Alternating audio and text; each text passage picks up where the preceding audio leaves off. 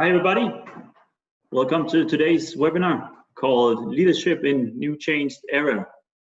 My name is John, and I'm representing 8 speakers.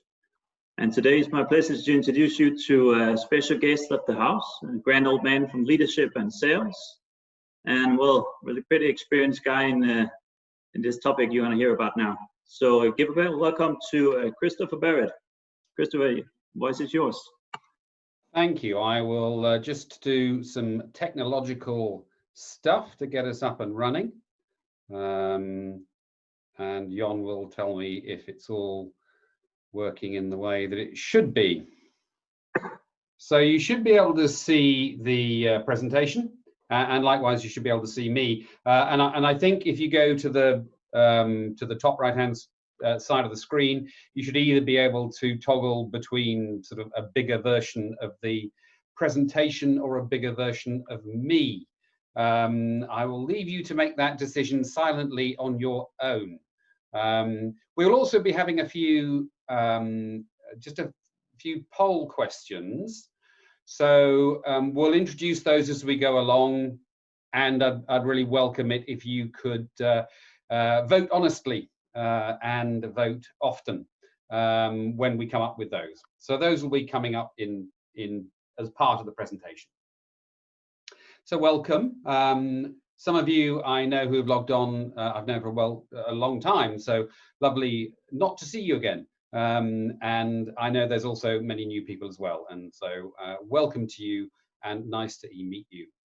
So we're going to talk about leadership and this concept about the changed new era. And I think I'd like to introduce that concept about a changed new era first, and then we'll start talking about what you can practically do. So I'm going to get into the meat of it quite quickly. At the end of this, there will be the opportunity to ask questions through Jon, which I will come back to you personally and answer. Clearly too difficult in this technology to have a live Q&A. But we'll have a way of doing that so that we can at least get stuff back to you. Likewise, the idea behind this is to be quite practical. So I'm going to be going at pace, and I will be giving you some very practical things that you can do, as well as I hope challenging a little bit about how you think about things. Now let's just start with this concept about change, and it is much talked about. This is like a changed new era. Nothing's going to be the same again. It's all going to be very different. The workplace will never be the same as it was before. And actually, I want to challenge that. This concept that said change is the new normal is an interesting one. And I was researching this bit, and as you can on the internet, and there's a web page I found here a while ago, which is, again, headlining that change is the new normal. And yet, when you look at when that was posted, this was in 2015. So over 5 years ago. And so that prompted me to think a little bit about if everybody's saying, well, it's all going to be different, then actually, is that different at all? We're already expecting things to change as being the new normal. This is just another one. So is it actually going to be that different? And secondly, will we even notice in 6 months' time? Now,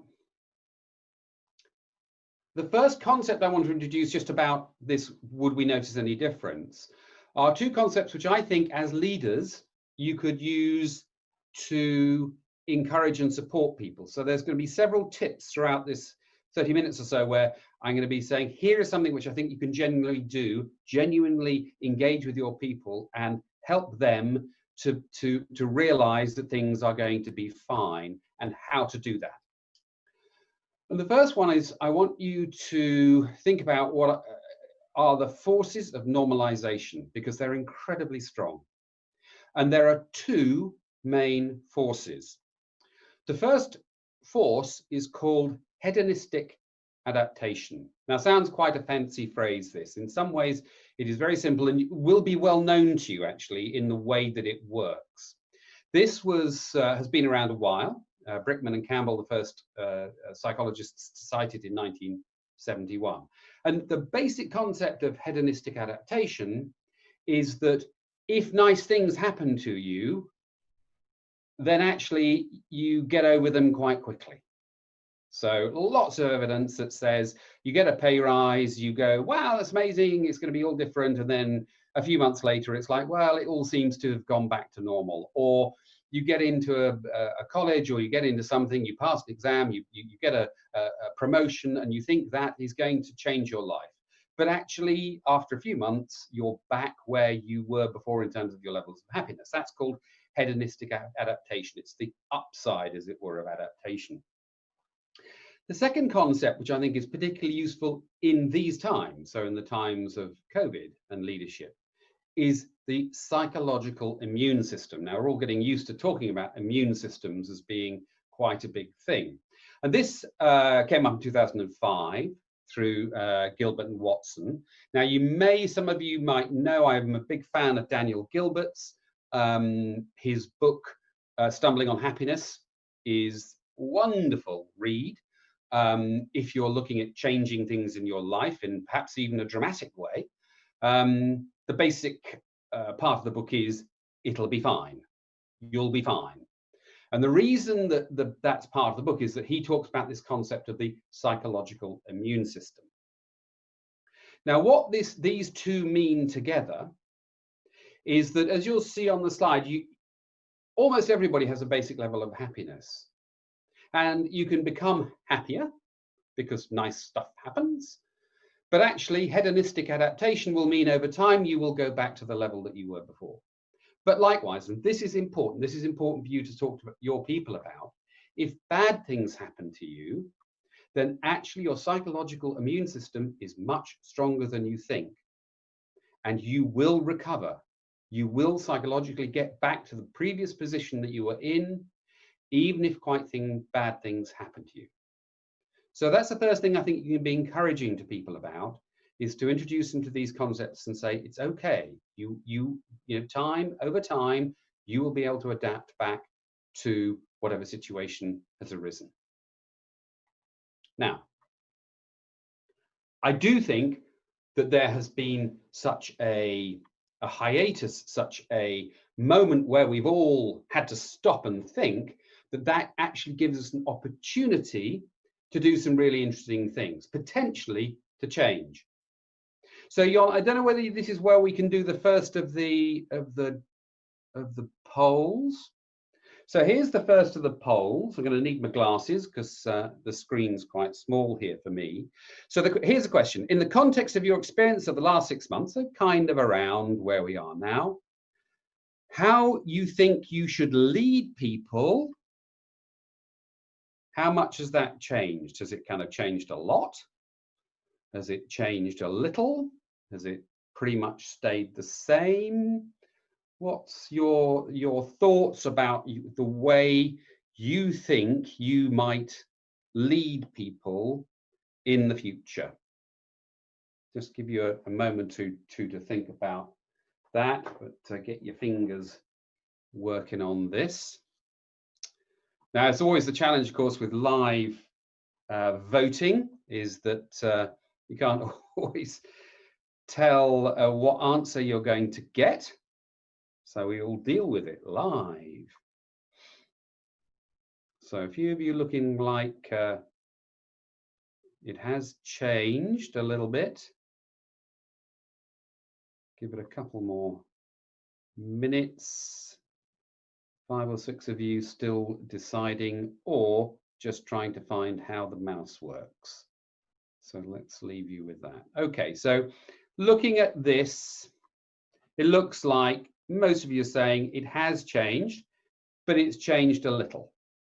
Okay. Well, let's talk about that change. Let's talk about how you can adapt things, but also let's talk about what might have stayed the same. Okay, thanks, Jon. We'll blank that off the screen. Unless that's something I have to do, but do tell me if it is. So in terms of what that means, in terms of what we're going to do, I think I might need to just X that out. Let's X that out. Okay. So in terms of what that might mean we're going to do. Jon, I think you just need to allow me to share the screen again, because this is not allowing me to move the slides on.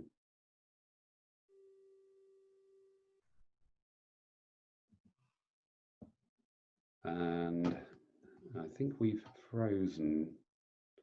Just 1 second. We will do a moment's rebooting and see if we can make this work. Just bear with us. Technology, as ever, not being our friend.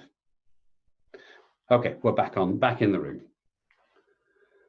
The things that I'd like you to think about are things that you could change. And one of the key things I think that we can change, we can all change, is this shift, a shift from what I call goal focused to process or behavior focused. That's the first thing I think that we actually do need to actively change. That's something which we don't do enough of in business today, and particularly the issue about COVID has caused and needs us to change in that area. I also think we need to do some adaptation, and I'm using the obvious word about zoom in and zoom out here, and I do actually mean that, both from a physical point of view and from a perceptual point of view. So I do think it's important that we not only physically use Zoom in a different way, but also we use it as a focus of our leadership in a different way. So some things I think that we need to adapt. The last thing is, I think some things will remain the same. And here I'm very focusing on motivational forces, because I believe that they will not have changed at all. And I will distinguish between a motivational force and a motivational target, because those, in my mind, are important differentials and useful for you as leaders to understand when you're talking to people and leading them. So let's think about what to change. Now, here's a question I didn't ask. Over the last 6 months, how many of you had some sort of absolutely concrete planned event scrapped or massively changed? Now, there isn't a poll on this, because I'm hoping the answer is pretty much all of you. When we look around, there have been things which in normal circumstances never, ever, ever would have been changed. Weddings that have been planned for years, or a situation came up, unfortunately funerals too, where we said, of course we'll be there, we were definitely going to be there, and yet we were not. Or the holiday that we all hoped we could get, could have been a holiday of lifetime, we were definitely going to take that, but it got cancelled. So what has happened over the last 6 months is that pretty much everybody in business, and everybody probably in the world, has had something which was concrete completely collapse from their agenda. Now, I'm pretty much hoping that's either happened to you directly, or that you know somebody who that's happened to, because it seems to be very widespread. Now, I think this presents us as leaders with a very serious issue, at least for the next few years, whilst people linger with the memory and adapt to what's going to happen in the future. I want you to think about goals, and I want you to think about this famous SMART model. If we're going to set a good goal, then it needs to be specific and measurable and achievable and relevant, or some people use realistic for the R, and time bound. It needs to have some sort of timing which is associated with it. And if you do those, all of those 5, then you have a good goal, something that's absolutely likely to be delivered. Now, when we think what's happened recently, these first 2 are probably still okay. It is still possible to make specific, measurable goals for your people. So let's say you're running a pharma company, it is still possible to set a goal to say, we want to get clinical trials done in this amount. Or if you're running a publicity company, we need to sign on X new clients. Whatever it is, it would be possible to set a very specific and measurable objective.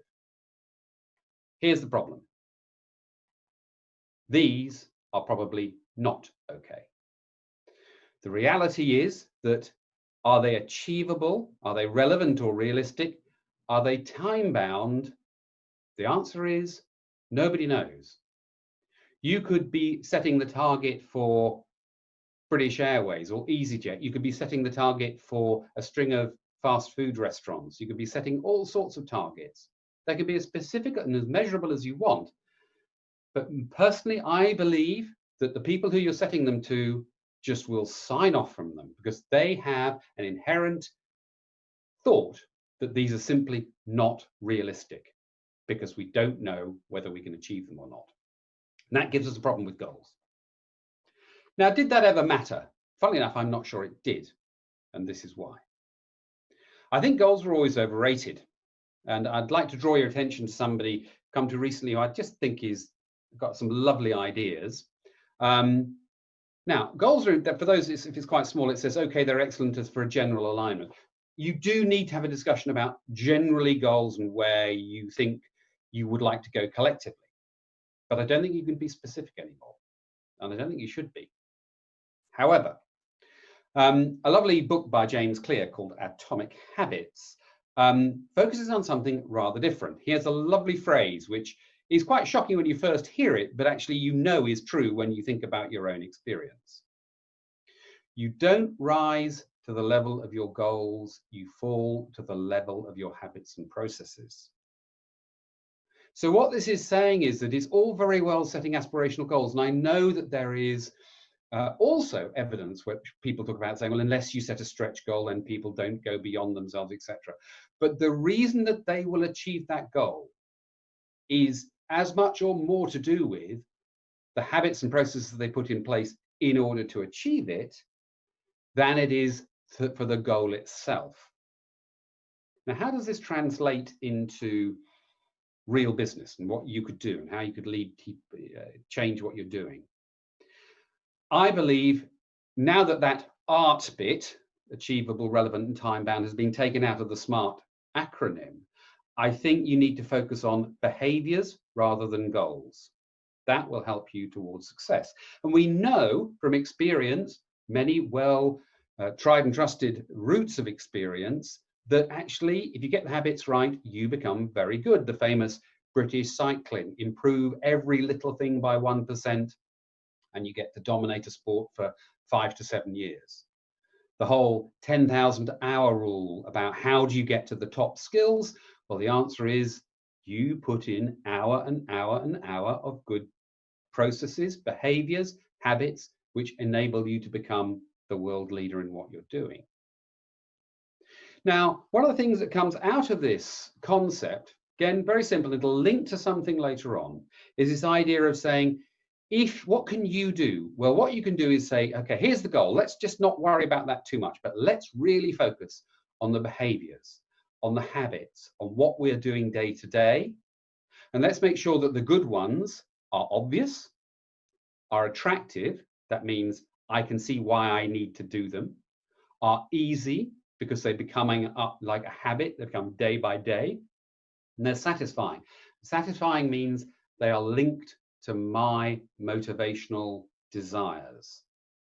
So what you're doing is you're personalizing them to people, and you're making them so that they are very focused and easy to understand.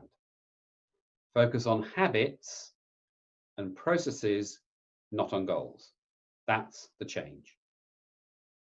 But we also need to adapt. So adapting your leadership focus. And I'd like, if we can do the second poll, I don't know whether we can escape out of the second poll quicker than we did the first. So if you can get your fingers ready, and we'll then be able to go back to this. And second poll, so here's the question. In the context of the experience of the last 6 months, the value of face-to-face contact has increased, stayed about the same, or decreased. So this is about face-to-face contact and how that's working in the workplace. Because I think this is actually a particularly interesting concept about how we might need to split our time a little bit more in the future. And I believe the answer is possibly a little surprising, maybe less obvious than you'd think as to what's going on. So what have we got? 20 or so of you getting nearly there. Some increased, some stayed about the same. So mainly increased and some decreased, which is interesting, isn't it? So some of you saying we could be more efficient without that. Okay. Great. Well, thank you for that. Thank you for that. Let's take out of that, and hopefully we'll be able to go back to this slightly quicker. I think it just takes a moment to reboot into my computer. So just 1 second and we will carry on. Now, how you place your leadership focus, this concept about face-to-face, and we've all experienced this in various ways, which are sometimes positive and sometimes negative. I want you to think about how you are using your leadership focus. And there are 3 areas. The slides will catch up, I hope, in a second.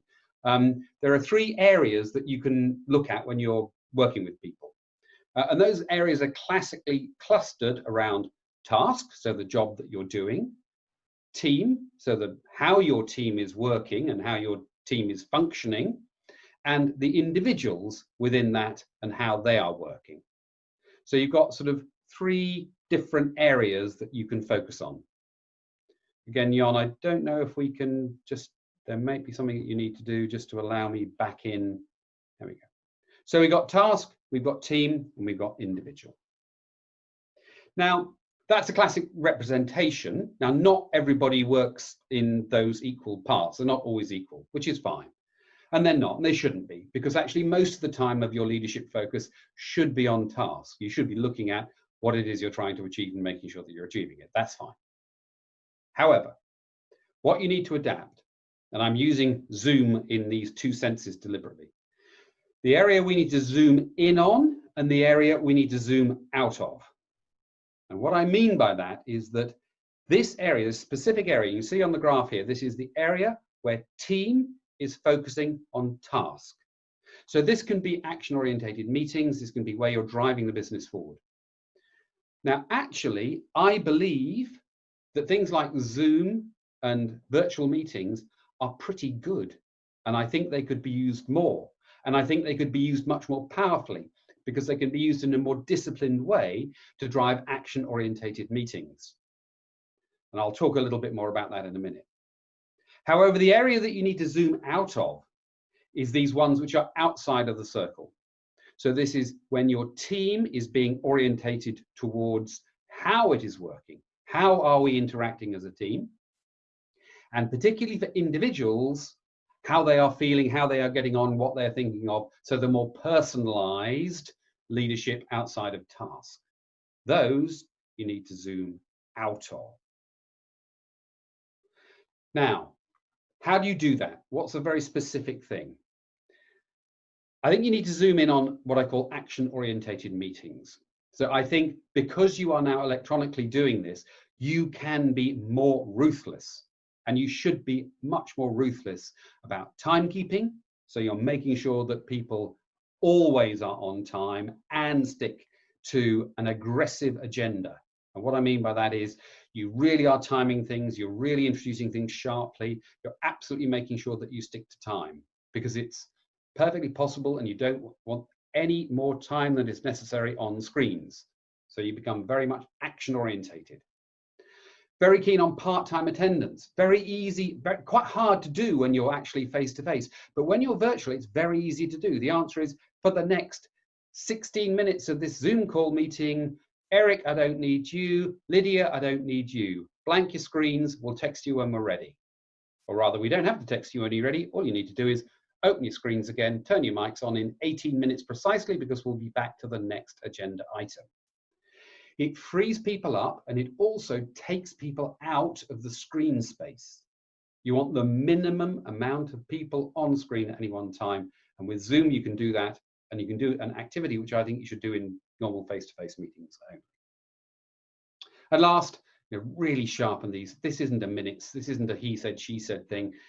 Only actions are the only thing that comes out of these Zoom meetings. You can improve your meetings tremendously using Zoom.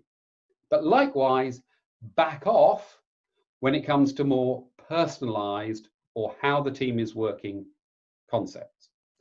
Of course, as many of you will be thinking, any possible face-to-face time is top priority. So the moment you can safely meet together, get together.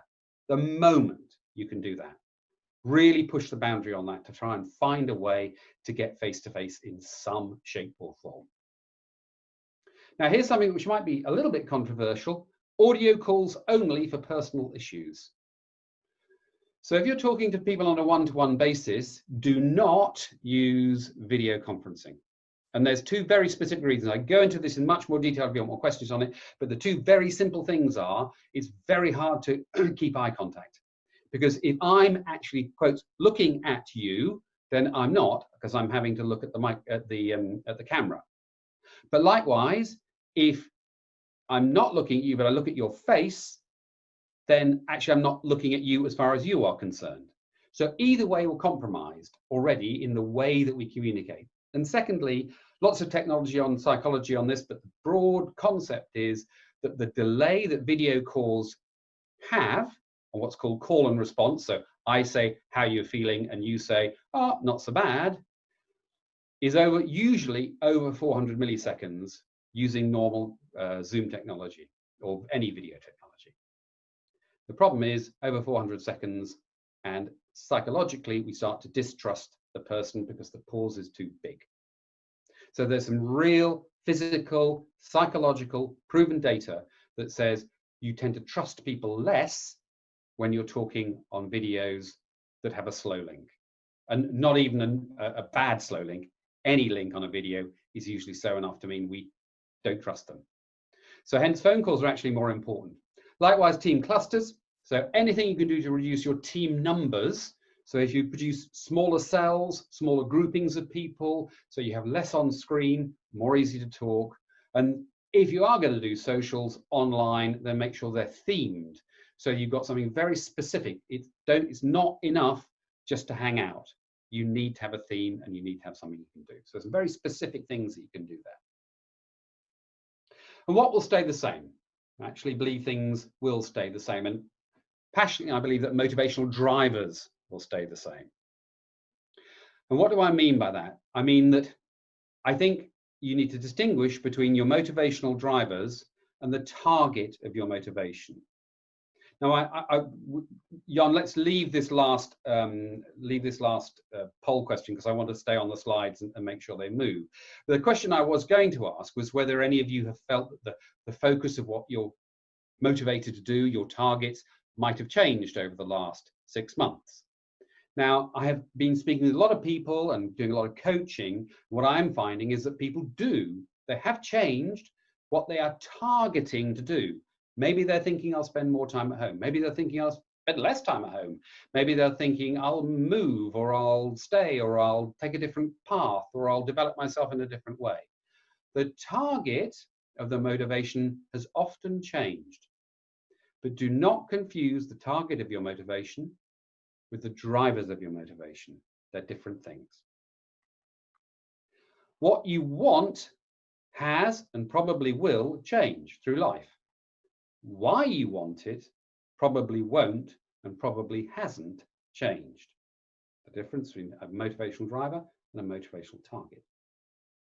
However, before we get off targets, just one little thing again, somebody want to introduce you to, and I'd be, do look at her web stuff. It's just really great and really, really helpful right now, right in the leading people out of this particular time that we've been in. It's to do with this wonderful lady called Laurie Santos. She's a psychology professor at Yale, and she should be smiling because she's actually got the most popular class ever in Yale. And just this year she's got some online training. She had her 1 millionth subscriber. That's going to make you smile, whatever you're doing. She, however, has a wonderful way with thinking about focusing on happiness and goals and what you're trying to achieve. And I found it really helpful. If you're dealing with people who are a bit pissed off at the moment, this is a really helpful thing to get them to think about. And this idea about being happy with life, or be happy in life, or hopefully both. Now, for many people in the West who are in work, the answer is actually our general life is pretty good. We may, however, be a bit annoyed in life, i.e. we can't get out, we can't do stuff, and that's annoying us a bit. But actually our lives are pretty good in a general sense. And that's quite an interesting distinction to help people start thinking about. Now, likewise, it might be that you're going out all the time and partying, but actually you're unhappy with the status of your overall life. That's also useful to know because it requires you to help people and lead people in a different way. So just a nice little sort of tip onto how you can help people thinking about with life or in life happiness. But what stays the same? Remember when we were talking about these atomic habits, the idea was if you're trying to make something attractive to somebody, make it attractive because it appeals to them and make it satisfying for them. Then they're likely to go down that path. How do you do that? Well, you personalize and you realize that the motivational drivers of people is still really important. There's 4 things that you can do to really help focus in on the motivational drivers. First of all, revisit any what I would call profile tests. So this could be insights, it could be Myers-Briggs, it could be Tetramap, it could be the Big 5, doesn't really matter. Whatever they are, revisit them. Just check, are these still the drivers that you're wanting for yourself? Force, ask directly people, what do you want to do? Now here's the important word, want. Ask people what you want to do and see what they say and listen very carefully, because they may not answer you saying what they want to do. They might say, well, I should really. No, what do you want to do? That helps discover their drivers. Support and align anything that you want them to do with their drivers. If they're driven by prestige or whatever, then fine, shape it around that. If they're driven by excellence, fine, shape it around that. Personalize it and keep a strong check that your own motivational drivers aren't clouding your suggestions because you think if I like it, then they'll like it. Well, they might, but the most important thing is to focus on them. What do they want?